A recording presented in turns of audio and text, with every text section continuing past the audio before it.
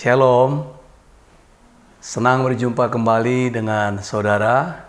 Saya Pendeta Henry Dunan Sirait dalam program kita dari rumah ke rumah.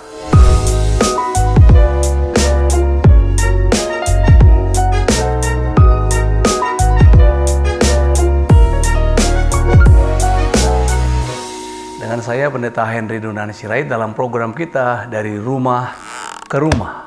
Kita masih ada dalam topik besar perhiasan-perhiasan yang indah di dalam kehidupan kita, dan episode kali ini kita berbicara tentang hiasan kencana untuk telinga. Apakah yang dimaksud dengan hiasan kencana untuk telinga? Itu tertulis di dalam kitab Amsal, pasalnya yang ke-25, ayatnya yang ke-12, berkata seperti ini. Teguran orang yang bijak adalah seperti cincin emas dan hiasan kencana untuk telinga yang mendengar. Teguran orang yang bijak adalah seperti cincin emas dan hiasan kencana untuk telinga yang mendengar.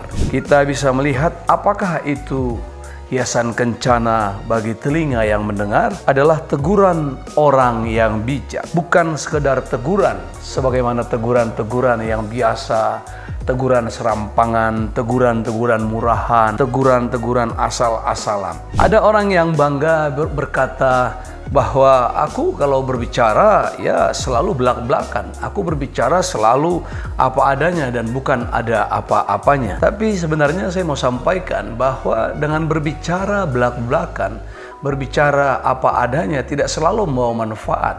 Walaupun kedengarannya seperti mengungkapkan sebuah kejujuran.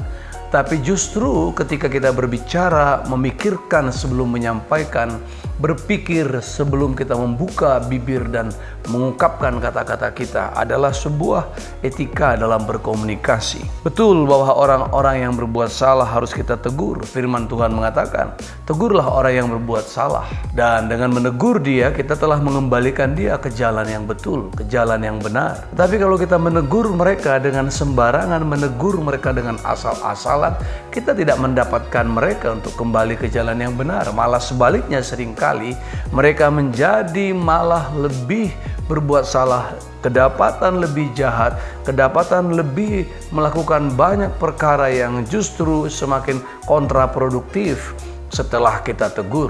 Tapi kalau kita menegur dengan arif, dengan bijaksana, itu menjadi hiasan kencana bagi telinga orang yang mau mendengarkan. Tapi tentunya bahwa teguran itu adalah teguran yang baik, teguran yang dipersiapkan. Menegur orang-orang yang bersalah itu adalah perintah Tuhan kepada kita. Itu tanggung jawab kita, tapi tidak boleh sembarangan. Ada seni dalam menegur kesalahan orang. Ada orang bijak berkata begini, untuk menyenangkan hati seseorang, kita harus menyenangkan dulu mata dan telinganya. Untuk menyenangkan hati seseorang, kita harus menyenangkan mata dan telinganya. Untuk membahagiakan seseorang, kita harus membahagiakan dulu mata dan telinganya. Sama seperti mulut adalah pintu ke dalam perut, mata dan telinga adalah pintu ke dalam jiwa. Itu sebabnya ketika kita menyampaikan kata-kata yang tidak senonoh, kata-kata yang tidak pantas, kata-kata yang tidak baik, kata-kata yang kontraproduktif, kata-kata yang negatif masuk melalui telinga, itu mempengaruhi jiwa. Sama dengan penglihatan-penglihatan yang buruk, yang tidak menyenangkan, itu juga mempengaruhi jiwa. Itu sebabnya kita harus menjaga mata dan telinga kita. Nah, bagaimana tentang orang yang berbuat salah? Kita harus tegur. Tapi kita menegur mereka harus lebih dulu merebut telinganya, menyenangkan telinganya. Sehingga dengan menyenangkan telinganya, kita bisa masuk ke dalam jiwanya. Sama seperti kita sebelum masuk ke dalam ruangan, kita harus ketuk pintu dulu. Sebelum kita masuk ke dalam bilik, kita ketuk pintu. Jadi sebelum kita masuk ke dalam bilik jiwa seseorang, sebelum masuk ke dalam bilik hati seseorang, kita harus mengetuk telinganya dengan baik. Ketuk dulu pintu yang bernama mata, ketuk dulu pintu yang bernama telinga. Cara kita mengetuk pintu itu akan sangat mempengaruhi.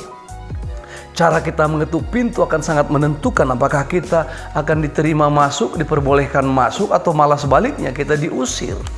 Jadi kalau kita salah mengetuk telinga seseorang, kita bisa gagal merebut hatinya. Tapi kalau kita berhasil menyenangkan telinganya, dia akan membuka hatinya selebar-lebarnya. Kita bisa tegur dia, kita bisa ingatkan dia, kita bisa nasihati dia. Jadi jangan sembarangan dengan seolah-olah kita paling orang yang berintegritas, jujur dan berkata, aku berbicara tanpa tedeng aling-aling, aku berbicara belak-belakan, aku berbicara apa adanya. Justru seringkali dengan berbicara seperti itu kita kehilangan kesempatan emas, perhiasan kencana yang semestinya didengar oleh telinga, lalu berubahlah sebuah hati. Saudara, jangan lupa bahwa Yesus Kristus sendiri adalah pribadi yang lembut. Kalau kita melihat di dalam kitab Wahyu pasal yang ketiga ayat 20 dikatakan, lihat aku berdiri di muka pintu dan mengetuk. Jikalau ada orang yang mendengar suaraku dan membukakan pintu, aku akan masuk mendapatkannya dan aku akan makan bersama-sama dengan dia dan dia bersama-sama dengan aku. If anyone hears my voice and open the doors, I will come into him and dine with him and him with me. Jadi Tuhan mengetuk dan tidak dikatakan di situ, lihat aku mendobrak pintu, aku menggedor-gedor pintu. Tidak ada disebutkan di situ. Tapi Yesus justru dengan lembut mengetuk pintu. Lalu di sanalah dikatakan orang itu membuka pintu dan dia masuk ke dalam ruangan itu. Terjadilah perjamuan yang indah di dalam bilik yang telah disediakan itu. Menegur orang juga seperti itu. Itu sebab dikatakan bahwa teguran yang sungguh-sungguh baik di dalam telinga kepada telinga seseorang itu seperti hiasan kencana. Dalam 7 surat Tuhan Yesus kepada 7 jemaat di Asia Kecil selalu didahului dengan pujian. Ada Smyrna, ada Philadelphia, ada Pergamus, ada Laodikea, Sardis, dan semua jemaat 7 jemaat itu selalu didahului dengan pujian. Kita bisa melihat bagaimana ketika dia menegur Efesus. Walaupun Efesus adalah dicela oleh Tuhan Yesus, tapi dia berkata, aku tahu pekerjaanmu, jeripayahmu, ketekunanmu. Aku tahu bahwa engkau tidak dapat sabar terhadap orang-orang jahat. Tetapi dia katakan apa? Tetapi katanya, aku punya keberatan, aku mencela engkau. Kepada jemaat Smyrna dia katakan, aku tahu kesusahanmu, kemiskinanmu, padahal engkau kaya. Dia katakan pada jemaat Pergamus, aku tahu di mana engkau diam, yaitu di tempat iblis bertahta. Di mana itu bukan persoalan gampang, itu persoalan berat. Tapi aku punya beberapa keberatan terhadap engkau. Aku mencela engkau. Pada jemaat Tiatira dia katakan, aku tahu segala pekerjaanmu, baik kasihmu maupun imanmu, baik pelayananmu maupun juga ketekunanmu. Aku tahu bahwa pekerjaanmu terakhir lebih banyak daripada yang dahulu, yang pertama. Pendek kata, dia puji, dia sanjung. Tetapi setelah itu dia celah, dia kritik, dia ungkapkan keberatan-keberatan hatinya, dia koreksi, dia tegur habis-habisan. Tapi selalu dia sanjung dulu. Kepada jemaat di Sardis juga dia berkata seperti itu.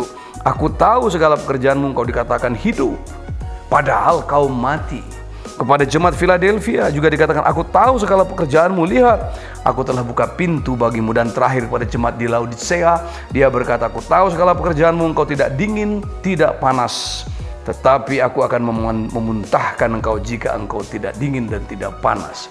Artinya apa? Kita harus tahu bahwa Tuhan Yesus pun sang Raja itu, Allah yang hebat itu, memikirkan juga bagaimana cara menyampaikan pesan. Walaupun dia akhirnya mencela, menegur, menempelak, menyampaikan keberatan-keberatannya, tapi Tuhan Yesus selalu memulai dengan puji-pujiannya, sanjungannya. Ingat, saya akan ulangi lagi bahwa dengan berhasil kita merebut telinga, kita bisa berhasil merebut hati. Bukankah orang-orang juga kalau ingin mengungkapkan sesuatu isi hatinya, dia harus rebut telinga dulu. Kalau kita sebagai speakers, pembicara, kita harus rebut dulu telinga audiens. Setelah kita rebut telinga mereka, baru kita bisa masuki hati mereka. Tujuan menegur kesalahan itu agar orang itu kembali ke jalan yang benar, kembali ke jalur yang benar. Jadi apabila kita dengan cara kita yang keliru, dengan ngomong belak-belakan, dengan membela diri, berkata aku bicara apa adanya, aku tidak perlu tedeng aling-aling, aku langsung saja to the point, tapi justru kita telah membiarkan dia pergi lebih jauh dan tidak pernah lagi membawa dia kepada kebenaran. Itu sebabnya suara bel di tiap-tiap rumah, kalau saudara kita perhatikan, suara bel di pintu-pintu rumah itu suaranya lembut. Kita tekan ting tong, kita tekan bel ting tong, nggak ada suara bel kita tekan belnya, kerek, kerek, kerek, kerek. Oh, nggak bisa begitu. Makanya kalau kita tekan bel rumah orang, ting tong, ya sabar, tunggu gitu. Jawabannya lembut karena balasan respon dari yang baik selalu baik. Tapi respon dari yang jahat selalu jahat. Jadi respon orang itu kepada kita tergantung bagaimana kita memberikan reaksi kita, aksi kita yang pertama. Masih ingat Raja Daud? Raja Daud berbuat salah. Raja Daud berdosa. Dia jatuh ke dalam dosa, bukan saja dosa perzinahan dengan Batsheba, tapi juga intrik-intrik politik. Strategi-strategi yang licik. Dia tempatkan Uria di depan, garis depan pertempuran melalui surat perintahnya kepada Yoab. Tempatkan orang ini di garis depan supaya mati. Lalu dia mengambil Batsheba, istri Uria, menjadi istrinya. Tetapi Tuhan melihat Daud telah bergeser dari kebenaran. Daud telah bergeser dari posisi perkenanan Allah. Lalu Tuhan tidak sembarang berbicara. Dia panggil imam, Nabi Nathan untuk menegur, dan Nabi Nathan menegurnya dengan perumpamaan yang lembut. Adalah seorang miskin yang punya seekor domba, di pangkuannya berbaring siang dan malam. Dia ceritakan, dia tuturkan, dan ketika diungkapkan persoalan itu, Raja Daud berkata, oh tidak patut itu perbuatan, harus kembalikan 4 kali lipat. Lalu Nathan berkata, tuankulah itu. Dan akhirnya Raja Daud bertobat. Raja Daud berbalik karena teguran itu membawa kebaikan. Raja Daud mendengarkan dan dia bertobat. Itu sebab kita berdoa. Saya menganjurkan juga supaya istri-istri apabila menegur suaminya, tegurlah dengan baik. Istri yang menegur suaminya dengan baik telah merebut telinganya, akan kembali memperoleh suaminya. Juga orang-orang tua yang menegur anak-anaknya, merebut telinganya, mereka akan memperoleh kembali anak-anaknya. Tapi apabila seorang tua, istri atau suami kehilangan kesabarannya, lalu semprot kata-kata begitu rupa, begitu muncul seseorang semprot dengan kata-kata, dia akan kehilangan istri, kehilangan suami, kehilangan anak, dan kehilangan kesempatan-kesempatan yang baik. Jadi teguran harus bijaksana. Teguran harus dengan kata-kata yang sedap didengar. Dalam Filipi pasal 4 kita bisa melihat ayatnya yang ke-8, dikatakan di situ, dan akhirnya saudara-saudara, semua yang benar, semua yang mulia, semua yang adil, semua yang suci, semua yang manis, semua yang sedap didengar, semua yang disebut kebajikan dan patut dipuji, pikirkanlah semuanya itu. Berarti kita harus menegur dengan baik dalam setiap situasi dan kondisi yang tepat. Firman Tuhan berkata, perkataan yang tepat diucapkan pada waktunya seperti apel emas di pinggan perak. Jadi jangan sampai kita menegur dengan cara menghakimi, dengan kesan menghakimi. Jangan sampai kita menegur dengan mempermalukan seseorang. Camkanlah nasihat Rasul Paulus bahwa kita menegur orang supaya kita bisa mengembalikan dia kepada jalan yang benar. Masih dari saya, Pendeta Henry Dunan Sirait, dalam program kita dari rumah ke rumah. Sampai jumpa di episode berikutnya. Selamat menegur dan menjadikannya hiasan kencana bagi setiap telinga yang mendengar. Dengan demikian kita merebut mereka kembali. Shalom, Tuhan Yesus memberkati.